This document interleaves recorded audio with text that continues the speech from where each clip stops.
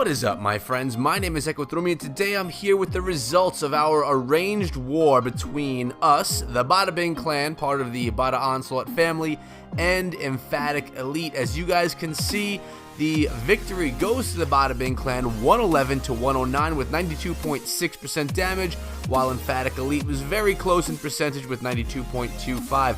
Now, a funny thing, guys, if we go back home and we take a look at our current war that we're getting ready for right now, it's again against Emphatic Elite. You know, just crazy odds that we have our friendly arranged war, and then we just get a random spin and we get those guys again. It was just something funny to see. Oh, that's not what I want to look at right there. I went to the wrong one. Sorry about that. I'll be right on track again in a second. There we go, friendly. Okay. Now, I have a lot to show you guys today. We have witches, we have mass hogs, we of course have bowlers, laloons, we even have a crazy minion strong attack, which is going to be the thumbnail of the video from today. So if I scroll down, you'll see we did quite a nice job damaging and 3-starring the majority of the base of this war. It was a 40v40, very even war. And it was really an exciting one. Emphatic Elite is always a clan that we enjoy warring against, and I'm sure that we'll have another good war with them in one day after the prep. If I look at some of the stats here, guys, Emphatic Elite, they are a level 12 war clan with 295 wins. They are a CWL clan. And Bada Bing Clan, a level 12 clan, 304 wins, also part of CWL. Scrolling down, 6-star heroes, we have BRG, Ozzy, Terry. I'm going to continue scrolling and see what we have down here. We also have Chief Ruckus, 3-star boss, Amanda, Anahorit, and is that it? No, we have President Snow, and we have Rady. And that's it for our 6-star heroes. I'm going to start off with these attacks right now, guys. And we're going to start on base 15. Actually, before I get into that, I want to thank all of you for coming down here, guys. I appreciate it. And I hope that by the end of this video, you decide to subscribe to the channel. I have so much more Clash of Clans content coming out lately, really splitting it fairly evenly between Clash of Clans and Clash Royale. TT goes in on this one with a Go Bo Wee, and we're going to watch this one start up right about now. Here we go. A jump spell jumped, opening up 3 quadrants of the base. The golem are in, bowlers are helping funnel along the southern side of the base, and then just mass bowlers right there with the witches behind, going from the west to the south and completely going to murder this base. It's a beautiful attack. Town Hall 10 versus a Town Hall 10. Multi-target Inferno is on top of a lot of our bowlers right there. The poison spell is cared for the clan castle troops, and the witches, bowlers, and a few of those golem and the heroes are getting themselves towards the core, working on all of those interior defenses. Now we have this battle comes down to 2 strong witches at the end. So as this goes on, the kill squad is going to start to die out, as will naturally happen, and at the end we're left with 2 witches that get the job done, which is pretty exciting towards the end. Now our king is going to get stuck up on a wall here for a minute, as well as our queen in this section right over here. The king's going to expire very soon. You got 2 archer towers and a wizard tower on him. There he goes. But the queen is going to work on that wizard tower as well as that archer tower, and then she's going to try and bang through that wall. Notice we have 3 witches and a bunch of spawned skellies walking around the base from the east now to the north. The queen still hung up on that wall, really being slowed down by that nice leveled wall right there. But the witches are still getting the job done, and the Larrys are as well. But as you can see, they're coming up to some cannons. They're coming up to a bomb tower and the air defense, which won't cause much of a threat. The queen's ability is pop, so that she can hopefully go in there and help out with these cannons, which was a nice use of the ability right there by TT, really saving the witches and a lot of those skellies. Bomb tower's now gone as well. That bomb tower would have done some work on those skellies, so nicely played right there by the queen. And the queen is going to die right over here on this wall. but these 3 witches, I said it was 2, but in actuality it's 3 witches and a whole lot of skellies bring this home. The skellies are going to be busting through that wall, and the witches are going to work on that storage. Look at that wall just deteriorating. The witches are continuing to spawn, and the skeletons are getting it done, eating up that storage and then taking down the cannon for the 3 stars. TT, beautiful attack. Actually, I'm sorry. No, we have something else all the way down here. We get 4 times through it. Sorry, I thought we were at 99, but we were at 98. There's the final 100%, but still TT. What a beautiful attack. Really nicely done. Gobo, we will call it. Going back to our map, I'm going to go down to base number 21. And Hello Kitty for life goes in with a light archer queen walk, only using 3 healers there. Mass hog. Don't know the last time I saw a mass hog, guys, but we're going to see this queen walk using only 3 healers coming in from the east. We have an archer working on some of these huts over there in the bottom, and a wizard working on that building right over there. And here goes our queen with the 3 healers, trying to save some camp space to maybe add an extra 2 hogs and some archers, not sure, or a wizard to the composition. Either way, the archer queen still gets it done, only having 3 healers on top of her. She does a nice job, and this is a maxed out Town Hall 9 versus a maxed out Town Hall 9, so it's not like he's working against a Town Hall 8.5 or anything like that. His queen gets it done with only 3 healers, even though the base is still a maxed Town Hall 9. Here comes some hogs working on that small Tesla farm right there. Poison spell dropped on top of the enemy queen, and those hogs are going to be sitting right inside of that heal spell, hopefully running out of there. There they go onto that air defense, or that air sweeper, and then 2 air defenses in the south. The king is just walking himself slowly around the base. Queen's walk is continuing up towards the north. More hogs are being dropped in from the western portion of the base, and 2-finger drop right there, working on those archer towers. And that hound right there is just being a pain in the butt, a thorn in the side, but really not doing too much damage to our hogs that are now completely running all around the base. We have a nice heal spell dropped on top of those 4 defenses, giant bomb, as well as a spring trap right there. Queen is working on those storages. Hogs are going to take out the last of these defenses right over here, guys. The healers were being beaten up by that air defense, but the hogs take care of that. Light work, and now it's just cleanup time. It's we could speed through that, as you know how it's going to end. A little swag poison on top of Emphatic Elite. Really nice attack there, Kitty. Well done. We're scrolling down 5 bases to base number 26.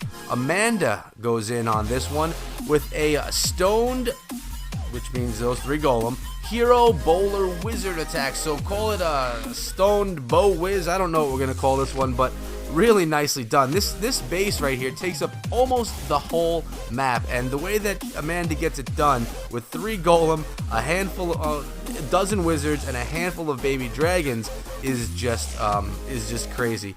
And I mean, I'm gonna call it a baby back attack, because a lot of those baby dragons are used towards the back end of this attack to help clean things up. But really, it's all about this kill squad with these golems, super heavy golem, so that all of these wizards are being tanked for so nicely, as well as our heroes. And the jump spells used right there: wizards, golem, heroes, and the bowlers coming out of the out of our clan castle right there are jumping into the base. The bowlers are going to work on that Tesla farm right there, really getting good value out of each roll, because it's knocking into all 3 of those Teslas. Well done. And then the enemy clan castle was lured by that wizard, and now it's going towards the core, where all of our troops are right in the center of that jump spell. So the base is about half taken out right now, and all we have left, or all Amanda has left, are 6 dragons, which you're going to see dropped in over there on the southeastern side of the base, really getting good value out of those baby dragons. Quick cleanup with them, plus they are very tanky. And then all the other dragons, baby dragons, are being dropped around the base, sprinkled around, and our heroes are still being tanked for in the center from that expo by our golem. Really getting great value out of the golem this raid. Beautifully done. Down goes the enemy king, and our wizards and baby dragons just cleaning it up so nicely, making good use of the time left on the clock. This was a long attack. It wasn't one of the ones that just is over in a minute and a half. definitely took her time, Amanda did, and put together a beautiful attack, doing something that you don't normally see. We've seen Baby Back, but we haven't seen, at least I haven't seen it, with such a hefty kill squad, utilizing so many wizards, to be honest with you. But really beautiful, Amanda. One of my favorite attacks from this war. Nicely done. Two more to look at, and this one on base number 30 is actually where the title and thumbnail comes from. From Dog Co, we have a Archer Queen Walk Laloon, which is minion heavy. The minions are the heroes of this attack, guys, and you'll see that towards the end when there's one air defense standing with no hound to tank for it, no balloons left. The minions get it done. We have some minions over there on the eastern side of the base. Queen Walk starting up towards the north, and another baby dragon straight up in the north, creating a nice funnel. Really going to keep the hounds and the balloons on the right path. Now, my assumption, I didn't talk to Dog about this attack right here, but my assumption was he was trying to go in there and take out 2 or even 3 of those air defenses. You know, the way that he used that earthquake spell right there was the quad quake. Gives me the impression that he was trying to take out those 3 air defenses right there. But that doesn't happen. The queen is going to actually walk up north a little bit more than I think he wanted to happen. So the hounds are going to have a little bit more work to do than expected. The rage spells are being dropped on the queen to maintain her life. So even after this queen walk, there are not going to be any rage spells. I don't believe that there's any left in the bag to help out our balloons. No, there's the last rage spell right there, and the queen now is going to go north instead of going south. If she went south, it would have taken out, she would have taken out the 2 lower air defenses and probably the enemy king as well, but that didn't happen. So now these hounds, like I said, have some work to do. One was dropped in from the north, one was dropped in from the south. They're tanking those 2 lower air defenses, and in come the balloons, and there were not a lot of balloons, just a handful, and all of the minions behind, about 30-something minions being dropped in. You have the lava pups, which are now little mini minions from the popped hounds, but as you can see, there's an upward-facing Expo as well as that air defense, and I was watching this, I'm like, how does this attack actually complete? And what happens is, after all these balloons go down, the balloons are tanking actually for the minions. That air mine did not strike our minions because the balloons were there, which was really a little bit lucky there for Dog, but it worked out so well. The minions are just encompassing everything in this base and really taking it out so nicely. One of the better attacks, really highlighting minions that I've seen in a long time.